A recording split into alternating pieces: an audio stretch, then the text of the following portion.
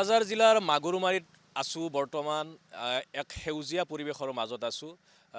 চাৰিওফালে দুকাষে গছ আৰু এই সেউজীয়া পৰিৱেশৰ মাজত আমি কিছু সময়ৰ কাৰণে ৰৈছোঁ। আমি দতমাৰ ফালে গৈ আছোঁ, কোকৰাঝাৰ টাউনৰ পৰা দতমাৰ ফালে গৈ আছোঁ। বিগত দুদিন ধৰি আমি বিটিআৰৰ যি ৰাজনৈতিক পৰিৱেশ, সেই ৰাজনৈতিক পৰিৱেশ আমি পৰ্যবেক্ষণ কৰিছোঁ, প্ৰত্যক্ষ কৰিছোঁ। বিভিন্নজন নেতাৰ সৈতে কথা পাতিছোঁ আৰু বিটিচি যি নিৰ্বাচন, সেই নিৰ্বাচন সমাগত বিটিচি নিৰ্বাচনক লৈ ৰাজনৈতিক দলসমূহৰ যি কুচকাৱাজ, সেয়া আমি দেখুৱাবলৈ চেষ্টা কৰিছোঁ। ৰাইজৰ মতামত গ্ৰহণ কৰিবলৈ চেষ্টা কৰিছোঁ। মোৰ লগত মোৰ দুগৰাকী সতীৰ্থ আছে, প্ৰাঞ্জল আৰু তাৰিফুল। আমি এইকেইদিন একেলগে আছোঁ আৰু কিছু বিষয়, ৰাজনীতি বিষয়ক কিছু কথা আমি মোৰ সতীৰ্থৰ সৈতে পাতিব বিচাৰিছোঁ। তেওঁলোকেও বিষয়টো গভীৰভাৱে পৰ্যবেক্ষণ কৰিছে, সূক্ষ্মভাৱে পৰ্যবেক্ষণ কৰিছে। প্ৰথমে মই প্ৰাঞ্জলৰ ওচৰলৈ গৈছোঁ। প্ৰাঞ্জল আমাৰ বজালীৰ সংবাদদাতা। প্ৰাঞ্জলৰ সেই অঞ্চলটোত বাক্সাকে ধৰি চিৰাঙকে ধৰি সেই অঞ্চলটোৰ দাঁতিকাষৰীয়া বিটিআৰৰ অন্তৰ্ভুক্ত গাঁওসমূহত, অঞ্চলসমূহত প্ৰাঞ্জলে সাংবাদিকতা কৰি আহিছে, সংবাদ পৰিৱেশন কৰি আহিছে। গতিকে প্ৰাঞ্জল, তোমাৰ দৃষ্টিত তোমাৰ যিখিনি অঞ্চল, সেই অঞ্চলটোত আজিৰ তাৰিখত ৰাজনৈতিক পৰিৱেশ কেনেধৰণৰ? মোৰ বাক্সাৰ চাৰিটা পৰিষদীয় সমষ্টি আছে।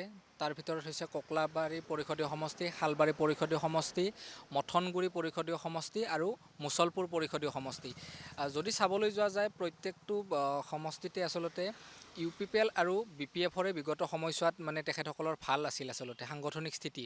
কিন্তু তেনে ক্ষেত্ৰত UPPLৰ লগত যিহেতু মিত্ৰতাত আছে বিজেপি দল, কিন্তু বিজেপিয়ে এইবাৰ যি অকলশৰীয়াভাৱে যি ৰাজনীতি এইবাৰ নামি পৰিছে নিৰ্বাচনৰ কাৰণে, এই নিৰ্বাচনত কিন্তু বিজেপিৰ যিসমূহ কাৰ্যকৰ্তা আছে, তেখেতসকলৰ মাজত এটাই কথা কৈছে যে BTCত আচলতে বিজেপি যদি সোমাই পৰে, তেতিয়াহ'লে যিসকল অনাবৰো লোক আছে, তেখেতসকলৰ যথেষ্টখিনি আৰু উন্নয়নকামী কাম হ'ব বুলি তেখেতসকলে ভাবিছে। কিন্তু বিজেপিও আচলতে UPPLৰ লগত আছে যদিও এইবাৰ যি তেখেতসকলে অকলশৰীয়াভাৱে যি নিৰ্বাচন খেলিব, এই নিৰ্বাচনত তেখেতসকলৰ ভাল ফলাফল হ'ব বুলি ৰাইজৰ পৰা যি আমি বাতৰি কৰিবলৈ যাওঁ, তেতিয়া আচলতে এই কথাসমূহ স্পষ্ট হৈ পৰিছে বৰ্তমান।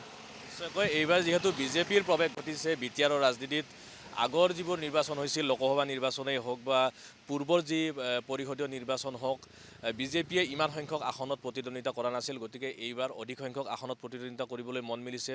কমেও 20খন আসনত প্ৰতিদ্বন্দ্বিতা কৰিব বিজেপিয়ে ইতিমধ্যে ঘোষণা কৰিছে। গতিকে বিজেপিয়ে এইবাৰ চৰকাৰ গঠনৰ ক্ষেত্ৰত যথেষ্ট বিজেপিৰ ভূমিকা থাকিব। আৰু আপুনি এটা কথা উল্লেখ কৰিছে, যিখিনি অবড়ো ভোট, সেই অবড়ো ভোটখিনিক বা অজনজাতীয় যিখিনি ভোট, মানে একেবাৰে অজনজাতীয় বুলি ক'লে ভুল হ'ব, অবড়ো ভোটখিনিক বিজেপিয়ে টাৰ্গেট কৰি লৈছে আৰু সেই ক্ষেত্ৰত বিজেপিয়ে ধাপে ধাপে আগুৱাবলৈ সক্ষম হৈছে। এইটো কথা নিশ্চয়কৈ আমি দেখিছোঁ। তাৰিফুল মোৰ লগত আছে, তেখেতে যদিও বা আমাৰ চাপতগ্ৰামৰ ষ্টেচনৰ পৰা কৰি আছে, তথাপিতো কোকৰাঝাৰ, ফকিৰাগ্ৰাম আদি এই গোটেই অঞ্চলটোৰ পৰা তেখেতে দখল আছে আৰু তেখেতে এগৰাকী পুৰণি সংবাদদাতা DA নিউজ প্লাছৰ। এই গোটেই যিখিনি কোকৰাঝাৰ জিলাকেন্দ্ৰিক যিখিনি নিৰ্বাচনী কুচকাৱাজ, আপুনি বাতৰি পৰিৱেশন কৰি আহিছে কোকৰাঝাৰৰ পৰা। গতিকে আপুনি আজিৰ তাৰিখত কি প্ৰতিচ্ছবি দেখিবলৈ পাইছে?